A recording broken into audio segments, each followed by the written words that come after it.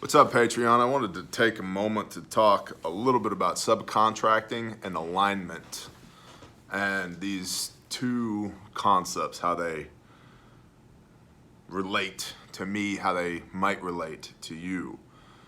Subcontracting is important because you cannot do everything. This is part of why in businesses we build teams. It's part of why in life we build community and society.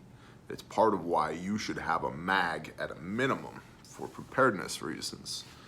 Because when you reach a critical mass of individuals, you can now engage in specialized labor.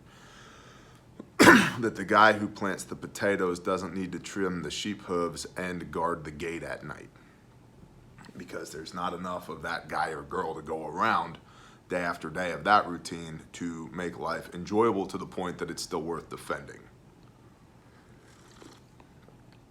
Let me repeat that statement.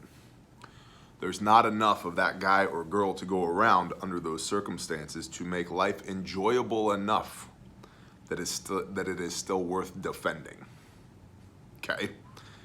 So, having people is good.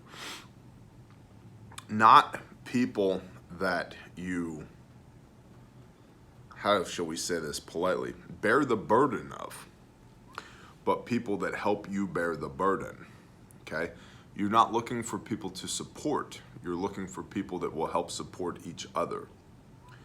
So, and you're not looking for servants or slaves. You're looking for teammates. Okay? Again, business, life, MAG, whatever. Take these concepts and apply them wherever you like.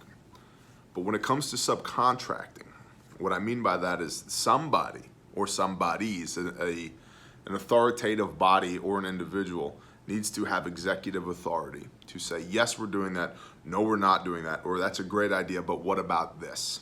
Okay? I find myself in the role of executive authority. I have a lot of experience being the number one at companies, and I have a lot of experience being the number two or number three at companies. I find life more enjoyable when I'm the number one than when I'm the number two or the number three. But being number two or number three is less stressful than being the number one. Being the number one is just more real in all ways, in all facets. And so because of that, from time to time, I take opportunities to unplug. My version of unplugging looks far different than a lot of people's versions of unplugging. I was just chastised yesterday by my wife while we're currently, at the time of this recording, on a little mini vacay because I had a call with somebody from our organization and sent a bunch of emails and handled a few things via text. Took about an hour and just did all of that in the middle of the afternoon. She was like, "You should have been resting." I said, "Yes, but it was more restful to me to take an hour and deal with these outstanding issues, and in that hour accomplished a lot. Solidified 2 construction projects and solidified the movement of some people and the allocation of resources, and outlined a plan of attack for the next 60 to 90 days from a business strategy standpoint in an hour. That was valuable, and it's more valuable to me, more restful to me to get that out of the way so that now I'm not thinking about those things. They're not robbing me of my joy than it would be to ignore those things, say, until we got back. So, but with that, coming back to subcontracting, I have to have people to give those things to say, hey, great idea, this is now your problem. Tell me what I need to do to facilitate for you so that you can make this stuff happen. Or if I'm in the way, I will get out of your way. Whatever you need from me, tell me and I'll do it, but this needs to happen. Because in the big crux of things, not crux, in the big scheme of things,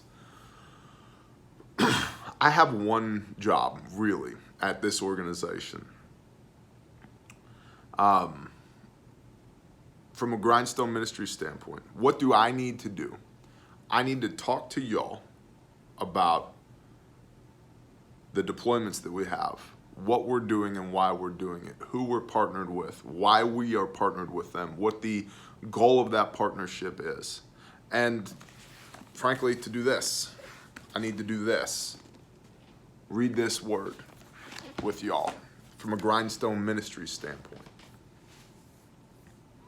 Not as your pastor, as Brother Bear. I am not a pastor. And I get comments all the time. Well, if you were, you'd be a great one, or you're already doing the pastoral things. I don't know why you're not okay with that. And the answer is this. Frankly, it's because being Brother Bear gives me the out that I need to read the word with you and then let you take it and run with it. Because as a pastor, I feel that I would need to be more involved in your life than I am right now. And I don't have the bandwidth to be more involved in your life than I am right now. But that's a whole nother subject for another time. And I have said it and I mean it. If the Father taps me on the shoulder one day and says, "You are now Pastor Bear," I'll go with it. He has not done that yet. And when he does, when he brings that ordination, I will follow it. And that is not where he has me right now. So I'm not going to preempt his plans for me by assuming that he wants me to do something, because that's not how he talks to me. He talks to me like this. And so when that hits, "Hey, you're a pastor now," I'll know it. He does not go, "Hey, Bear, by the way, I'm pretty sure that right about now it's about time for you to be a pastor." That is not how he talks to me. That's how me and the Father talk. But I need to talk to y'all via Grindstone by doing this. Bear Independent. What is the one thing at Bear Independent that I must do in order for it to remain Bear Independent? Talk at the iPhone. If the Dance Monkeys talk at the iPhone, it's not Bear Independent anymore. If Sister Renee, badass admin from Stumps, Roots, and Shoots, talks at the iPhone, it's not Bear Independent anymore. Now, there are times, for example, on the homeschool live streams, it makes sense for Sister Renee to talk under the banner of Bear Independent, because that's her wheelhouse, that's her expertise. But if she talked at the iPhone for a week or for a month, it wouldn't be Bear Independent anymore. But that is also subcontracting, because I don't know jack about homeschooling, but she does. Come over here, Sister Renee, talk to me about homeschooling. Oh, by the way, yes, there's lots of people here, but don't worry about them. They're just here to learn. Talk to me, right? Let's have that conversation for the benefit of the class. So at Bear Independent, I have to talk at the iPhone. Bear Facts. I have been producing videos for internal use only about how to pack the different first aid kits that we make, so that people who work for us can refer to those videos and pack them, so that I don't have to be the one to pack them. There's a lot that goes into a stomp bag, and the reasons why all of those things go into a stomp bag matter. Well, right now, or at least up until now, all of that intellectual property lived right here. So I've been shooting videos on the different kits. Here's how you pack this kit. This goes here because of this reason. We have this thing in this kit for this reason. So that other people who work at our organization can watch those videos while they're packing the kit and learn. They can fast forward, rewind, do it over again, whatever. And that was a suggestion made by somebody within our organization that I thought was brilliant. Hey, why don't you shoot a video, since that's what you're good at doing, on how to pack these kits, and then we'll train people up based on that video. Awesome. But I've still got to talk at the iPhone about, hey, we produced this kit, we're in product development for this other kit, we're making this thing, right? So I've got to do that. And then prosperity's a whole nother deal, but it comes to talking on the phone as well. So my job is to talk and to, at times, read the Father's Word with y'all, at times, read intelligence reports with y'all, at times, offer pointed advice based upon your specific considerations and situation to individuals, at times, make you aware of product that have come in. But my job is to talk. All the other things, the insurance, the running of the store, payroll, just the day-to-day running of the homestead right now. All these other things, shipping and receiving, product acquisitions, commercial sales, construction projects, all these things are subcontracted out because I don't have the time or the bandwidth to do it. And so all of this comes down to understanding fundamentally what is it that you need to do in order for you to maintain the you-ness of you. For me, it's to maintain the bareness of Bear, the Bear organization, what we do. How do we keep doing what we do to the best of our freaking ability so that I'm staying in my lane, which allows everybody else to stay in their lane, right? And if there's things that I'm doing unnecessarily, I can give them away. Well, it takes people. It takes good people, people who are bought in and see the value in the team that you're creating. Not the value in the individuals, and there are certainly value in the individuals. But life is a team sport, okay? Life is a team sport.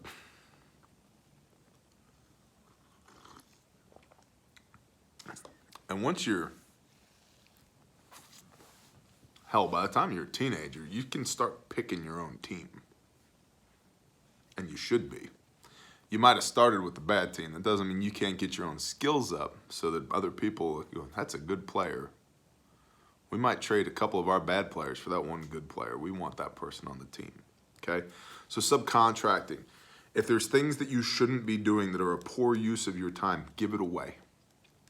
And if you got nobody to give it away to, you need to ask yourself, do I really need to be doing this in the first place? And that's a function, briefly, and then we'll move on. That's a function of the Pareto principle, the 80-20 rule. 20% of what you're doing is producing 80% of the net benefit that you're feeling from the work that you're doing. That means that an hour and a half, 2 hours of your day is producing 80% of the results that you're experiencing. So, and the inverse of that means 80% of what you're doing is only producing 20% of the net results that you're experiencing, which means that really, if you could figure out how to do with 80% rather than 100, you could eliminate 80% of all the crap that you're doing. And then what's really cool is once you learn how to deal with 80% of the net total of that 20% effort or attention that you're putting in, once you get in that groove, that 20% that you have to execute on, you'll find that your return on investment, mushroom clouds, hockey stick curve goes through the roof. And now the 80% return on your 20% investment of time that you're receiving is proportionally much larger because you've found your groove and you're sticking to it. And that's all a function of subcontracting. And then a brief word on alignment. And these are just insights that I have for myself that I wanted to share with y'all. Because even as I'm on sabbatical, even as I'm on vacation, I'm aware in the back of my head, there's a running tally of all things. That's the way that I'm built, okay? I am methodical, intentional, observational, and stubborn as an effing mule. And, Gary Vee likes to say, there's nobody on the face of the earth that can outwork him. I'd like to meet him. When your team is begging you to stop and take a break. Yeah, I had to have an intervention. My people were like, we love you, but if you don't stop, you're going to implode. Take a break. I'm like, yeah, but I like work. And see, that's the thing. This comes back to alignment. Yeah, but I like work. Okay. I have a running tally in the back of my mind of the fact that I know at this very moment there are X number of videos that I need to make for both YouTube and Patreon. Does that cheapen the experience that we're having right now, this exchange of information, because there's an external force being applied that means that I should be making a Patreon video right now? The answer is no. It might offend some that, oh, I'm only making this video because I have to. Well, that's the covenant that we have. That's the agreement that we have. You pay $1 or more a month, and I make content. So that shouldn't offend anybody. In fact, I see it the opposite way. I'm choosing to take 16 and a half minutes of my life thus far to spend it with y'all and take some deeply personal insights and figure out how to package them in a way that can become applicable to you, so that you can take these things and apply them to yourself and maybe come out the other side of this video a slightly better person than you were when you started it. And so the fact that I have to make a video doesn't cheapen the value of this video, if that makes sense. And that comes back to alignment. When things get out of alignment for me, when they get screwy for me, it's because, in large part of it is just rest, simply recuperative rest. I need that. Go, stop. This is why we orchestrate our lives 2 months on, 1 month off. Well, because of COVID, that hasn't happened. We are now, as of the time of this recording, blowing through our second off month in 2020 with no downtime, literally no downtime. Had just a handful, a handful of Sabbaths, frankly, that have been restive and restorative in 2020. The accumulation of that is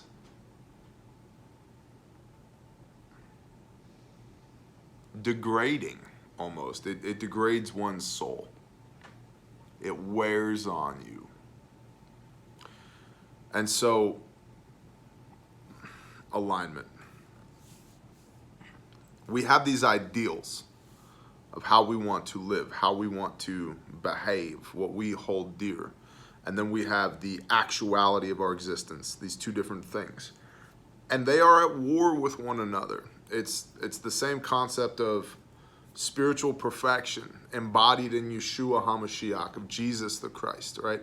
And then us over here, like, I want to be this thing, but I am this thing. And the closer I can bring these two things together, the more in line these two things become, the better this thing, the reality of my human existence, will be.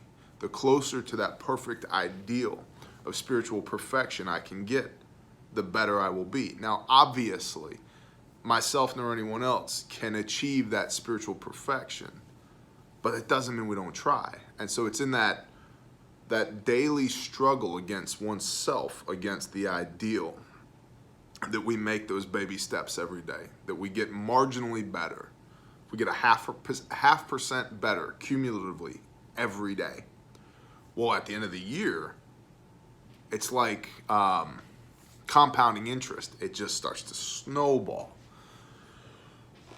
So, compounding interest is unsustainable. Yes, take that over here. Bear with me a moment. But the alignment between our physical existence, what we're trying to achieve, and our ideals, our mental, physical, emotional, spiritual ideals.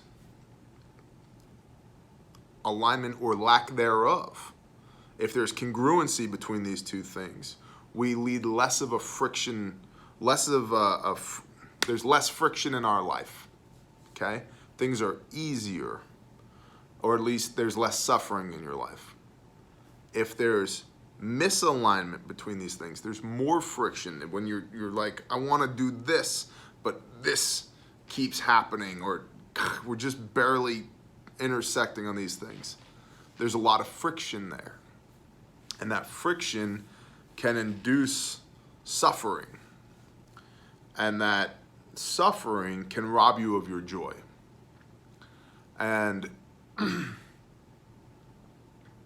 guess the goal here is to give away all the things that you can give away through subcontracting that leave you with just the core things that you have to do in order to maintain the you-ness of you, the bareness of bare independent, and frankly, the T-ness. My name is TJ, by the way, for those who don't know. The me-ness of me, because me and bare independent are two different things as well. I try to align those things as much as possible because I am very aware of person, not persona. I don't want to play a character on TV. I want to be myself, right? That's alignment. But if I can give away everything I need to give away as far as responsibility, commitment, utilization of my time, brain power, all of those things, everything I need to give away, subcontract out. If you don't feel like mowing the yard, don't mow the yard. Well, it's $18. How much is your time worth? Honestly, how much is your peace of mind worth? I would rather drink a beer and watch somebody mow my yard, or at least when I lived in suburbia, for $25, $30 than to do it myself. Now, on the homestead, I actually like mowing because I'm on a riding lawnmower with my earbuds in, and I can listen to podcasts or listen to the Word and just get out into that headspace. But give away all the things that you don't need to be doing so that you can focus on that 20% Pareto principle that you need to be doing. And then in that 20%, strive for as much alignment as you can between the ideal and the actuality. And this is the beauty of Yeshua here. By grace through faith, we are saved. We don't abuse the grace. We don't knowingly sin for the sake of sinning. What is sin? 1 John 3:4, transgression of the Torah. We don't, and what is the Torah? Instructions on how to live a life. We don't knowingly live our life against the best ideals that we can strive towards. But we have grace through Yeshua and grace for ourselves if we strive for the ideal with everything we have and we fail to achieve perfection, which because we're human, we will.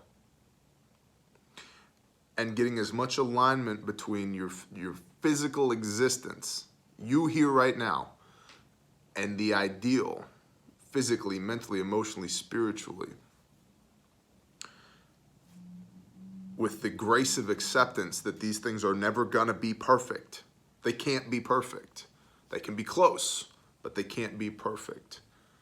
And it is very difficult to have alignment on multiple levels that are out of whack at the same time. If you were trying to get six-pack abs and, I don't know, we'll figure something out, six-pack abs and, develop your company, put a new organizational chart together for your company so that you can, just speaking out of my butt here, come to a $5 million valuation so you can bring it to market with some investors. There's a biblical principle for this. A double-minded man is unstable in all his ways. You only have so much time and attention you can focus on things. So are you gonna half-ass the abs, or are you gonna half-ass the business acquisition and valuation? Well, long term, probably best to half-ass the abs, right? Because abs are cool. I have mine somewhere. They're somewhere down here under all these calories that I'm storing for the apocalypse. But the point here being that it's very difficult to be striving for multiple things at the same time and to achieve alignment on all of them, to get all of these to touch at the same time. That in of itself is damn near impossible. So you have to have grace and forgiveness for yourself with that, and understand that pick a goal, aim for that goal, run towards that goal, just headstrong, voraciously, just attack that goal. In the next 60 days, I'm gonna get abs. Okay, cool. Well, but while you're trying to get abs, you have to maintain homeostasis on everything else. You have to just stay level. You have to maintain with everything else so that you can turn up the abs volume knob and do that for 60 days. And then when you get your abs, you got to dial that back and go, now I'm going to work on the valuation of my business for the next 90 days. And I'm going to run headstrong, straightforward at that target, turn that knob up. But if you turn all the knobs up at the same time, there's not enough juice to power all of those things at the same time. And that will mess up your alignment. So I hope that there's some nuggets in here for y'all. They are my own nuggets that I felt convicted to share with y'all this morning, and I'm interested in your productive comments down below. Bless y'all, Patreon. Shalom.